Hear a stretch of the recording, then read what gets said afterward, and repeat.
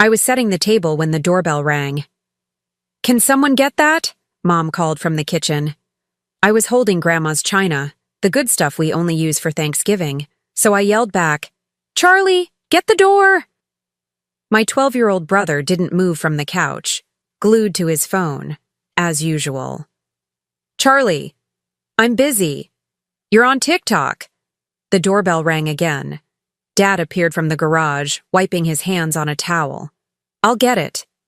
I went back to arranging plates, 4 place settings. Small Thanksgiving this year, just us. Mom said she wanted intimate. I think she meant less work. I heard the front door open, then silence, then Dad's voice. "Can I help you?" A man's voice, rough, quiet. "I'm sorry to bother you on Thanksgiving. I was wondering, do you have any food you could spare?" I froze. Mom appeared in the dining room doorway. We locked eyes. A homeless man. At our door. On Thanksgiving. Dad's voice. Uncertain. He walked out and closed the door behind him, then came back in. Hold on a second."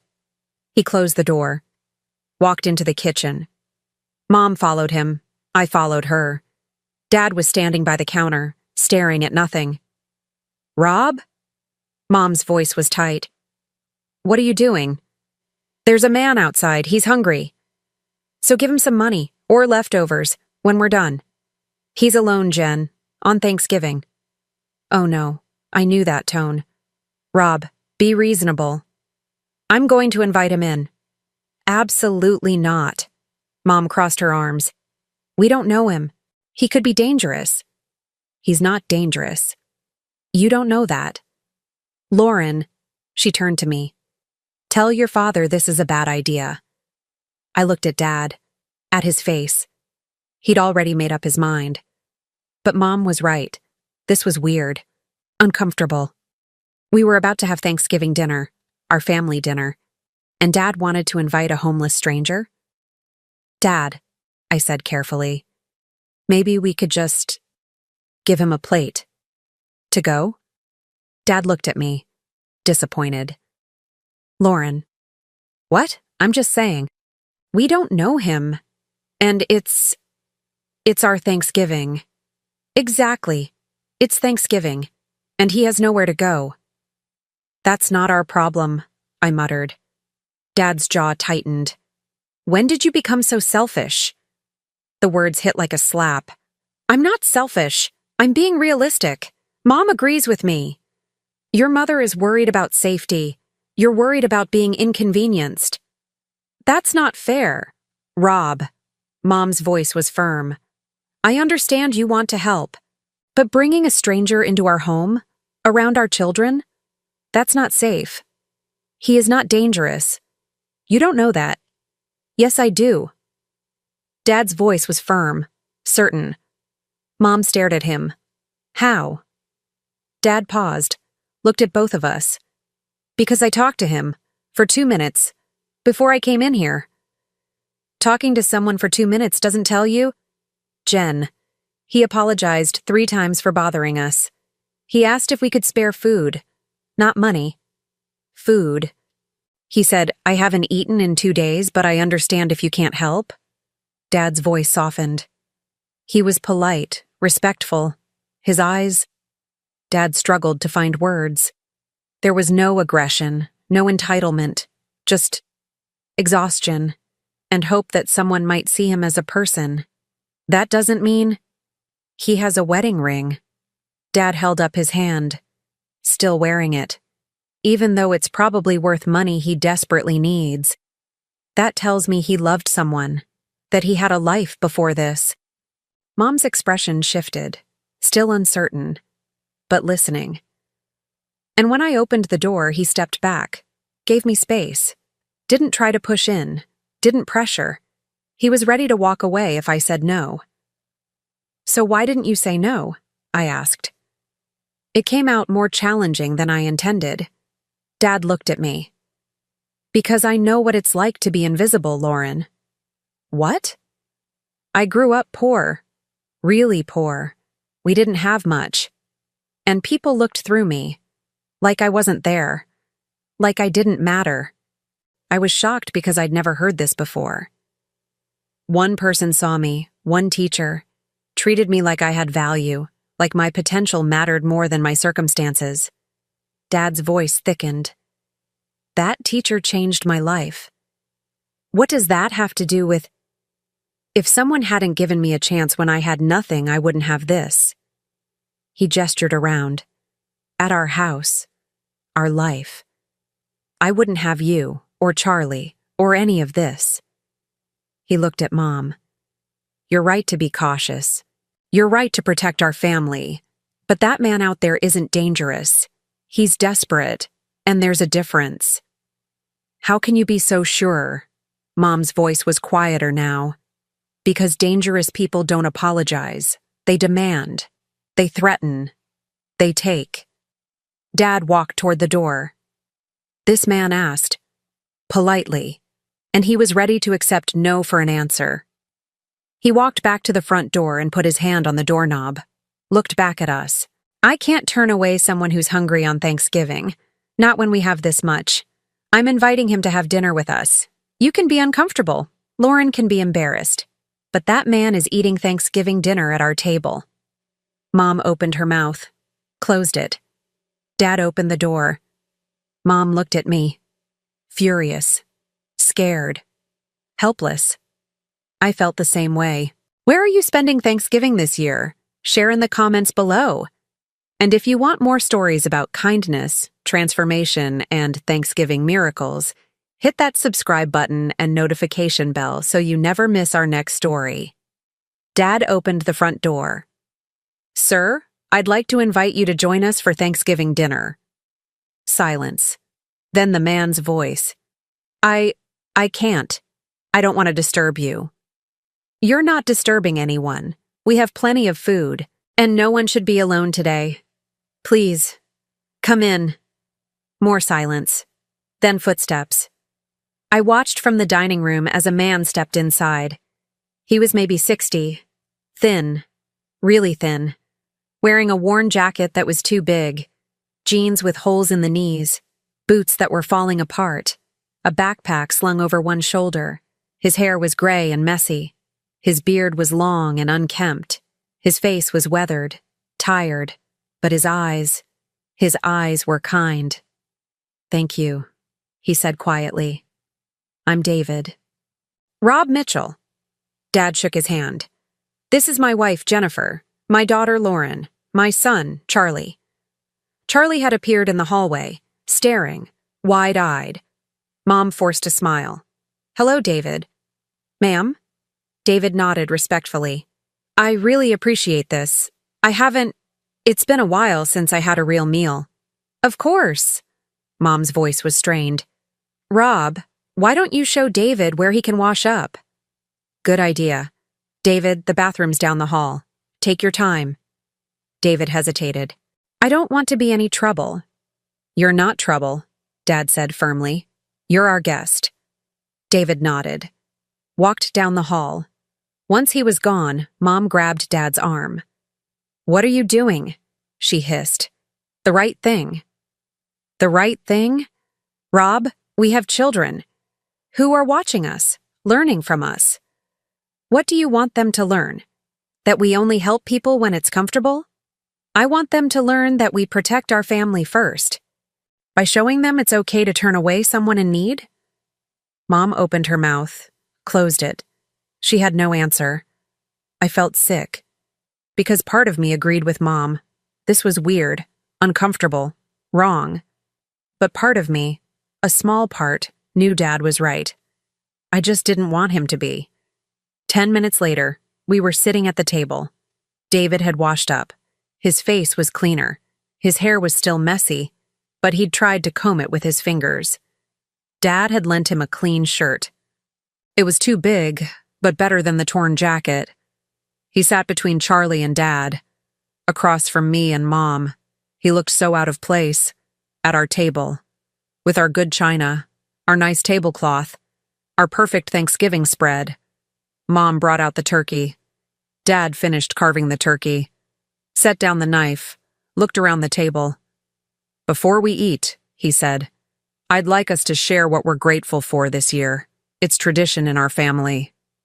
Mom's eyes widened slightly. "We usually did this." "Yes." But with a stranger at the table? Dad either didn't notice her look or chose to ignore it. "I'll start," he said. "I'm grateful for my family, for this home, for the ability to share what we have with others. And I'm grateful for unexpected guests who remind us what Thanksgiving is really about." He looked at David when he said that last part. Mom was next. She cleared her throat.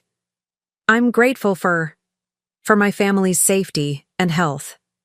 Her voice was tight, but sincere. Charlie went next. "I'm grateful for video games and for pizza." He glanced at David, looked away quickly. Then it was my turn. Everyone looked at me. I didn't want to do this, didn't want to share something real in front of this stranger. But Dad was waiting, expectant. "I'm grateful for—" I paused. What was I supposed to say? "For my family, and for having a nice house, and stuff." Lame. So lame. Dad's disappointment was visible. Then David spoke. "May I?" Dad nodded. "Of course." David set down his fork, looked around the table, at each of us. "I'm grateful," he said quietly, "for kindness. Real kindness. The kind that says, 'My home is your home,' even when it's hard." His voice thickened. "I'm grateful for people who see humanity where others see nothing, who set an extra place at the table when the easy thing would be to close the door." He looked at Dad, then at Mom, then at me. "And I'm grateful for this meal, for this family, for being reminded that I'm still a person, still worthy of a seat at the table." Silence. Mom's eyes were wet. Charlie was staring at his plate. I felt something crack in my chest. This man, this stranger I'd wanted to turn away, was grateful just to be seen as human. Dad reached over, put his hand on David's shoulder. "We're grateful you're here." We passed dishes in silence. Stuffing, mashed potatoes, green beans, cranberry sauce. David took small portions. Polite, like he didn't want to take too much. "Please help yourself," Dad said. "There's plenty." "This is more than enough, sir. Thank you." We started eating. Silence. Just the sound of forks on plates, chewing. It was the most awkward meal of my life. Charlie kept staring at David. I kicked him under the table. He kicked me back. Mom was barely eating, just pushing food around her plate. I was eating fast, trying to get through this as quickly as possible. David ate slowly, carefully, like every bite was precious. "So, David," Dad said, "where are you from?"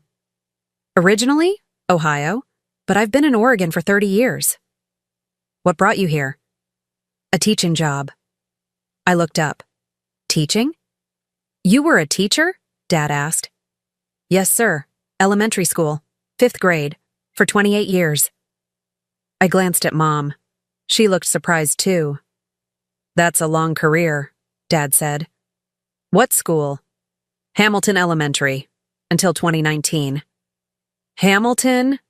Dad put down his fork. "I went to Hamilton, a long time ago, 82 to 87. David looked at Dad. "When were you in 5th grade?"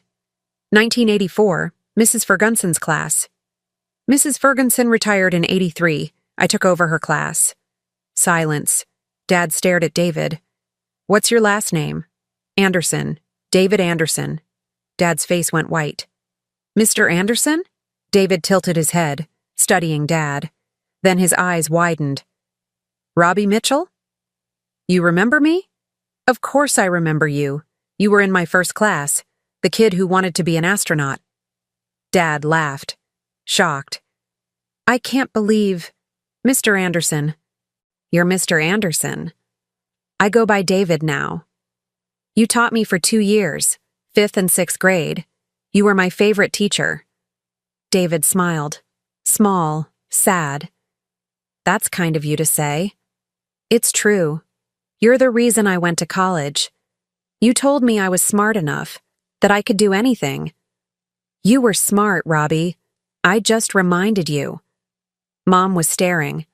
Charlie was staring. I was staring. Our homeless stranger was Dad's elementary school teacher. What? Dad's voice cracked.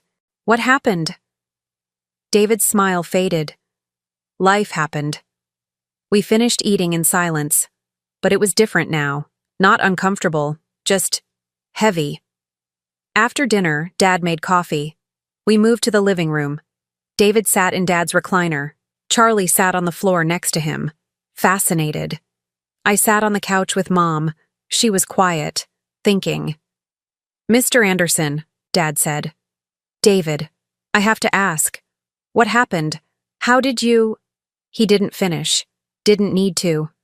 David sighed. My wife, Susan. She got sick. Early onset Alzheimer's. She was only 55.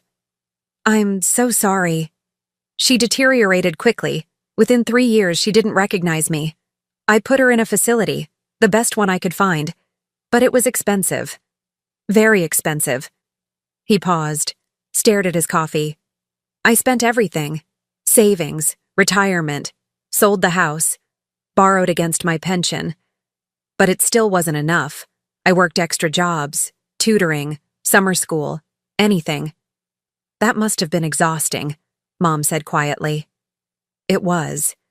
But she was my wife. I'd do anything for her. What happened to her? Charlie asked.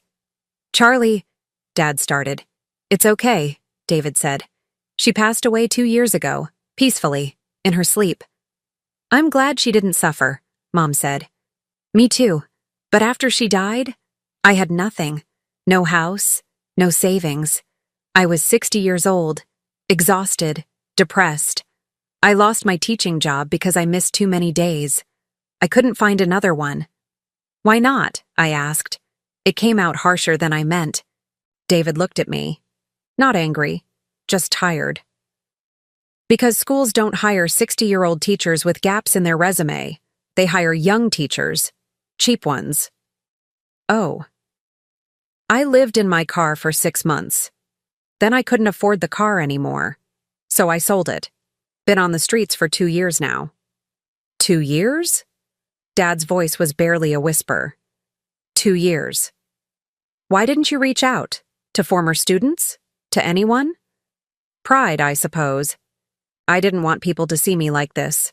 Didn't want to be a burden. You wouldn't have been a burden. Robbie. David smiled sadly. You have a family, a life. You don't need your 5th-grade teacher showing up asking for help. Yes, I do, if that teacher is the reason I have this life. David's eyes filled with tears. So did mine. We convinced David to stay the night. He protested, said he'd be fine, said he didn't want to impose. Dad insisted. You're not imposing. You're staying. We have a guest room. It's yours. For tonight, Mom added, then paused, looked at Dad. Or longer, if you need it. David stared at her. Ma'am. Jennifer, call me Jen, and I mean it. Stay as long as you need. I can't. You can, I said. Everyone looked at me. I felt my face heat up. I'm sorry. For earlier. For how I acted. I was wrong. David shook his head. You were protecting your family. That's not wrong. But I wasn't? Not really? I was uncomfortable. And that's not a good enough reason to turn someone away. Lauren, Mom started. No, Mom. We were wrong. Both of us. Mr. Anderson needed help, and we almost didn't give it, because it was inconvenient. Tears were streaming down my face now. I'm 17 years old. I have everything, a house, food, family, safety. And I almost told Dad not to help you because it would make Thanksgiving dinner weird. That's horrible. I'm horrible. You're not horrible, David said gently. You're human, and you're learning. That's all any of us can do. Stay, I said. Please, We have the room, we have the food, and I want to do better. David looked at Dad, at Mom, at Charlie, at me. Okay, he said finally. I'll stay. Just for a little while. Until I get back on my feet. David stayed for 3 months. Not in the guest room. Dad helped him find a small apartment nearby. But he came over for dinner some day in the week. He started tutoring. Word spread. He was booked solid within a month. Then Hamilton Elementary called. They were short a substitute teacher. Would he be interested? He said yes. By February, they offered him a permanent position, part-time, teaching 5th grade again. He accepted. Last week, I drove to his apartment to pick him up for Thanksgiving. Our second Thanksgiving together. This time, he wasn't a stranger. He answered the door wearing khakis and a button-down shirt, clean-shaven, hair trimmed. He looked different, healthier, happier. Ready? I asked. Ready. In the car, he said, Thank you, Lauren, for everything. We didn't do anything. You did it yourself. No. You did something important. You changed your mind. You let me in. Not just into your house, into your life. I almost didn't. But you did. That's what matters. At dinner, we went around the table sharing what we were grateful for. Charlie. I'm grateful for Mr. Anderson teaching me long division. Mom. I'm grateful for second chances and for my husband's stubborn compassion. Dad. I'm grateful for teachers who see potential in kids and for being able to pay that forward. Mr. Anderson. I'm grateful for a family that saw me when I was invisible. That gave me a place at their table. That reminded me I still have something to offer this world. Then it was my turn.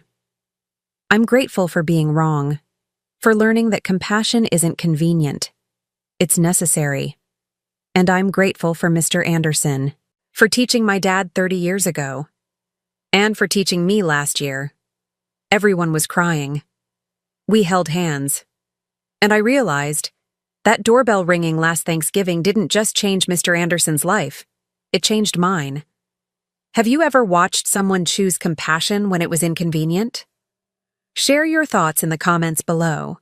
If this story about kindness, transformation, and seeing people others overlook moved you, please hit that like button and subscribe for more stories about second chances, compassion, and the moments that change everything. Don't forget to click the notification bell so you never miss our next story. Thanks for watching, and we see you in the next one.